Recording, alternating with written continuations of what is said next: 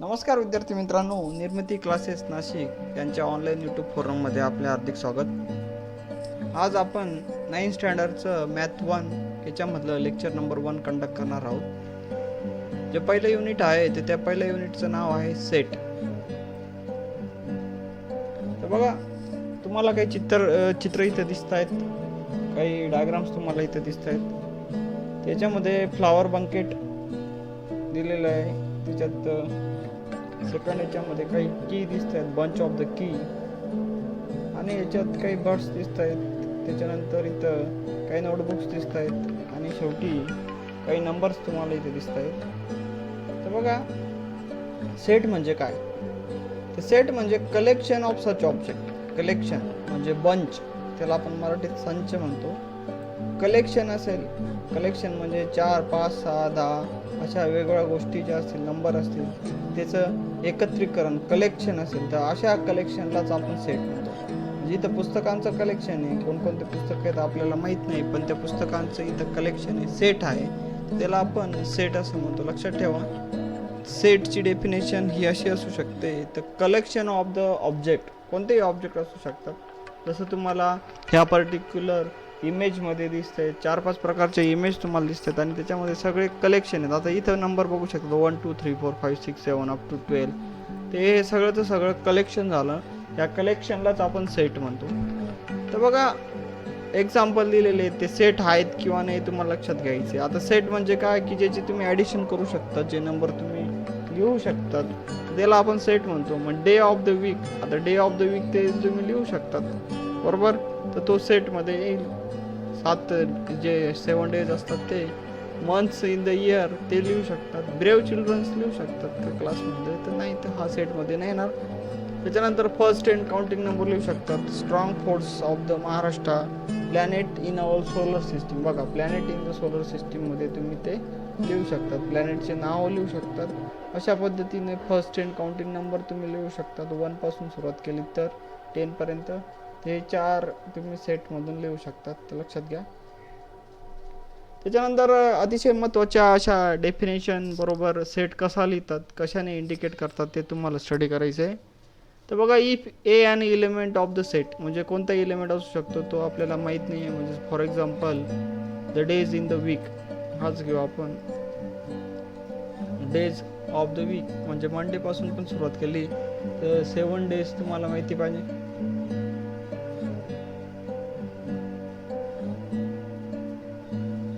त्याच्यानंतर बघा, लिहित असताना कोणत्या फॉर्ममध्ये लिहितो आपण, याला बिलॉंग्स टू म्हणतात. Belongs to, A belongs to the set A, बरोबर. अँड हा काय, इज नॉट बिलॉंग्स टू, किंवा हा एलिमेंट नाही आहे, लक्षात ठेवा. बघा, दोघांमध्ये थोडासा फरक आहे. त्याला इज नॉट बिलॉंग्स टू म्हणजे, बघा मी परत असतो, if A is a element of the set, म्हणजे एचा जर एलिमेंट असेल तर असं लिहायचं. म्हणजे फॉर एक्झाम्पल, तर तो वीक असेल, सॉरी डे असेल वीकमधला, तर ते तुम्ही लिहू शकतात. पण जर वीकच नसेल, काही वेगळंच नाव दिलेलं असेल, सन दिलेलं असेल आणि बाकीचे सगळेच्या सगळे तुमचे डेज आहेत, म्हणजे हा एलिमेंट आहे का ह्या डे वीकमधला, नाही, तर मग आपण इथे म्हणू शकतो इज नॉट, नाही आहे तो, is not element of the set ए, त्या केसमध्ये असं लिहायचं. आता बघा, काही सेट दिलेले आहेत नॅचरल नंबर्सचे. बघू आपण नॅचरल नंबर कायमस्वरूपी लक्षात ठेवा. 1 पासून स्टार्ट होतो, 1, 2, 3, आणि बघा डॅश डॅश डॅश दिलेले आहे. It is uncountable. Whole number जे असतात, लक्षात घ्या, होल नंबर आणि नॅचरल नंबरमधला फरक. होल नंबर हे 0 पासून स्टार्ट होतं आणि natural number all countable numbers same येत नॅचरल, फक्त डिफरन्स काय, हा 0 पासून स्टार्ट होतो होल नंबर. इंटिजर्स दिलेले आहेत, पॉझिटिव्ह आणि निगेटिव्ह दोघं इंटिजर्स दिलेले आहेत. सगळ्याच संख्या मायनस प्लस इन्क्लुडिंग 0 हे इंटिजर्स झाले तुमचे. बघा, डॅश डॅश पासून सुरुवात झालेली आणि परत डॅश डॅश, कारण इकडं आपल्याला माहिती नाही -4 -5 कुठून सुरुवात झालेली. Q is a set of the rational number असतात ई बाय क्यूच्या फॉर्ममध्ये, आणि रिअल नंबर्स असे सेटचे नाव झाले शक्यतो. आपण N means natural, W means whole, I means integer, Q means rational number आणि आर मीन्स रिअल नंबरसाठी ऑल आउट केलेले आहेत. आता 2 प्रकारचे मेथड असतात सेट लिहित असताना. दोघं पद्धतीने तुम्ही लिहू शकतात. एकाला listing method or roster method म्हणतात. लक्षात ठेवा, याला दोन नाव आहेत. एक तर लिस्टिंग पण येऊ शकतं किंवा रोस्टर व्हॅल्यू. मग काय असतं, in this method we write all element of the set in curly bracket. बस दुसरं काहीच नाही. एक सेटला आपण कॅपिटल नाव देतो, A set is equal to, आणि ही कर्ली ब्रॅकेट आहे, सगळ्यांनाच माहिती असेल. ही जी कर्ली ब्रॅकेट असेल त्याच्यामध्ये आपण ते सगळे एलिमेंट लिहून टाकतो, सगळेचे सगळे एलिमेंट, म्हणजे 3, 5, 7, 9 म्हणजे सेटमधले एलिमेंट झाले. मंडे, ट्यूजडे, वेन्सडे, तर हे वीकचे सगळे जर नाव तुम्ही लिहून घेतले कॉमा करून, तर ते झाला सेट. बघा, याला लिस्टिंग मेथड म्हणतात, बरोबर. आणि each of the element is written only once and separated by the comma. लक्षात घ्या, हे पण खूप इम्पॉर्टंट आहे. पहिला आणि दुसरा एलिमेंट आपण त्याला कॉमाने सेपरेट करतो. तर ही झाली तुमची पहिली मेथड. म्हणजे बघा, set of the odd numbers between 1 to 10. 1 आणि 10 मध्ये किती ऑड नंबर येतात, द 1 मधलं सांगितलेलं आहे, ते 1 सोडून दिला आपण तो, बरोबर. त्याच्यानंतर 3 पहिला आला ऑड नंबर, विषम संख्या, नंतर 5, नंतर 7, 9, 11 येते का नाही, कारण ती 10 पेक्षा जास्त आहे.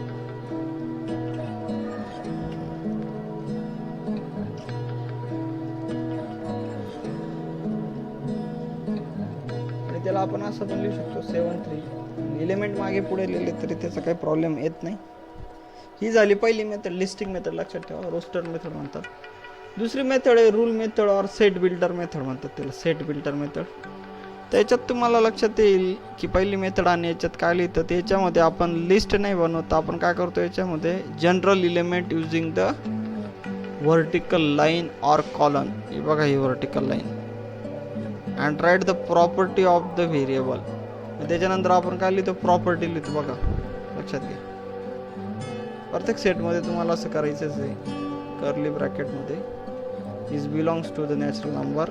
बघा, आता सेम एक्झाम्पल दिलेलं आहे की एक्स काय आहे, तर एक्स हा तुमची ऑड नंबर आहे, पण कशामध्ये येतो, 1 आणि 10 मध्ये. बघा, 1 पेक्षा मोठा असेल तो, आणि 10 पेक्षा काय असेल, लहान असेल. लक्षात घ्या.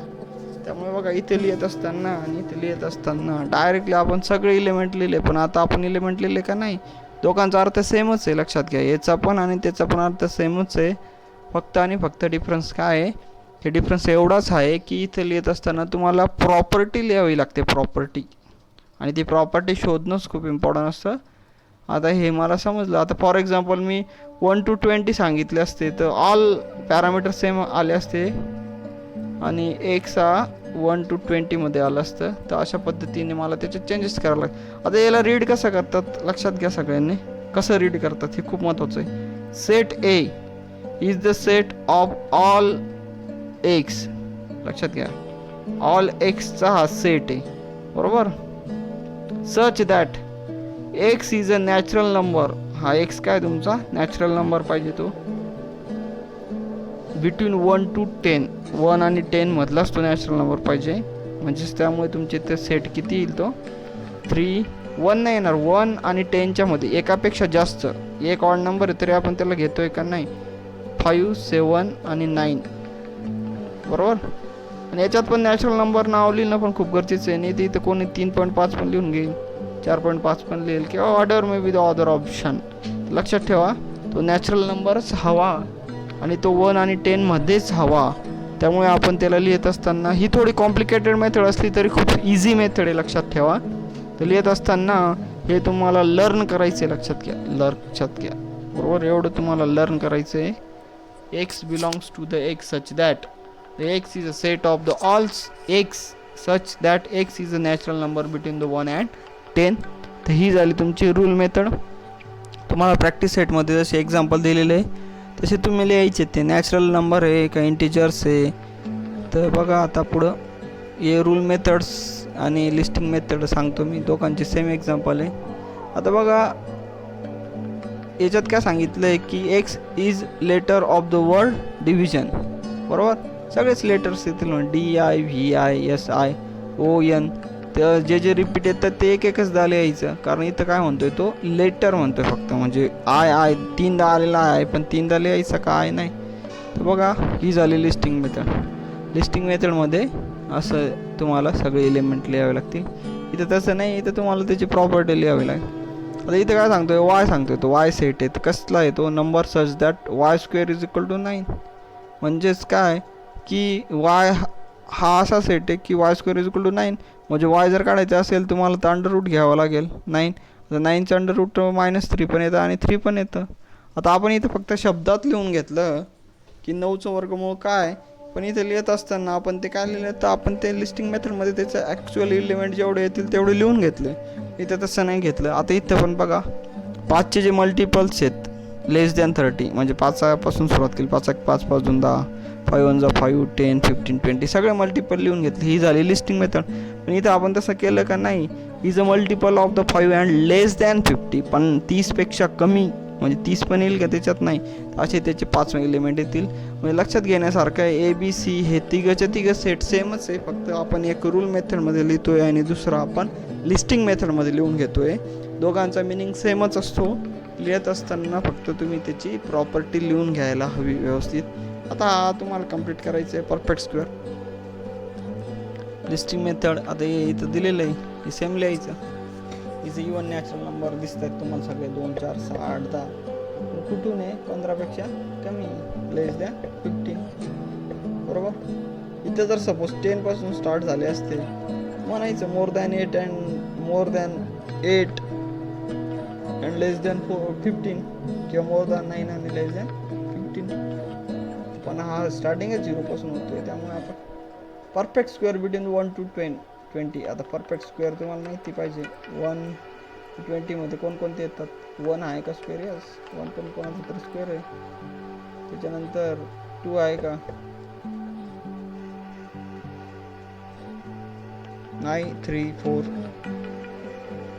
यस 4 कोणाचा स्क्वेअर आहे, 2चा आहे, 9 16, असे नंबर लिहून घ्यायचे.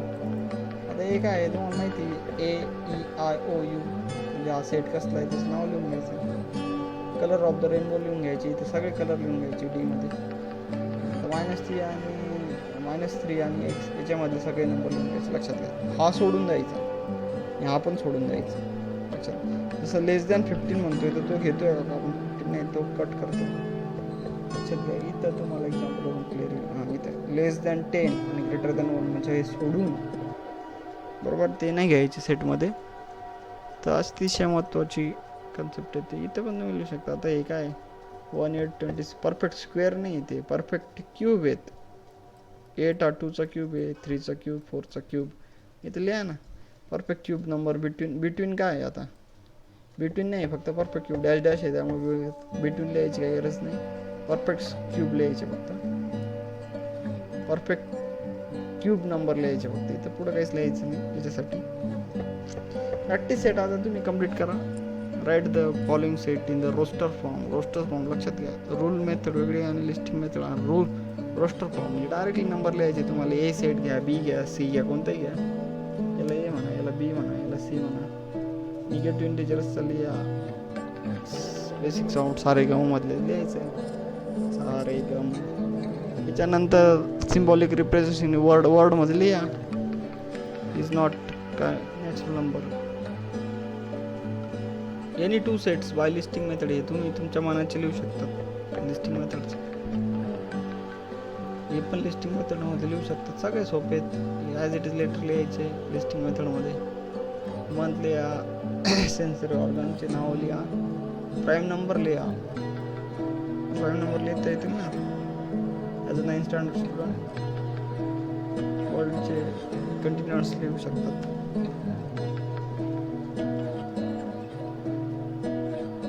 आता हे उलट आहे, याच्यात फक्त तुम्हाला प्रॉपर्टी शोधायची. मी फक्त तुम्हाला थोडंसं सजेशन करेल. 1 4 9 16 आता स्क्वेअर नंबर आहे, पण 1 to 100 मधले, बरं का, लक्षात ठेवा. 1 to 10 मधले 1 इन्क्लुडिंग आहे त्याच्यामध्ये.